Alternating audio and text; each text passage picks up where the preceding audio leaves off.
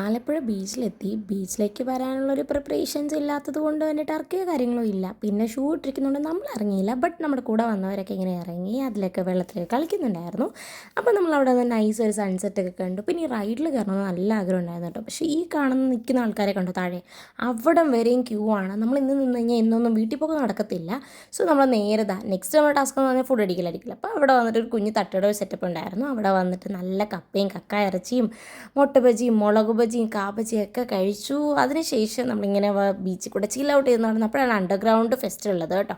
അതൊക്കെ കഴിഞ്ഞിട്ട് നമ്മൾ നേരെ കുബാബ കുഴിമന്തി, ആലപ്പുഴയിലുള്ള കുബാബ കുഴിമന്തിയിൽ വന്ന അൽഫസ്ലഫും അൽഫാമും ചില്ലി ചിക്കനും പൊറോട്ടയും ഒക്കെ കഴിച്ച് ഹാപ്പി ആയിട്ട് നമ്മൾ വീട്ടിലേക്ക് പോയിട്ടുണ്ട്. അപ്പോൾ ഇതിൻ്റെ ഡീറ്റെയിൽ ആയിട്ടുള്ള വീഡിയോ നമ്മുടെ ചാനൽ ഓൾറെഡി അപ്ലോഡ് ചെയ്തിട്ടുണ്ട്. കണ്ടിട്ടില്ലാത്തവരുണ്ടെങ്കിൽ നമ്മുടെ ചാനൽ ഒന്ന് ചെക്ക് ഔട്ട് ചെയ്യാം.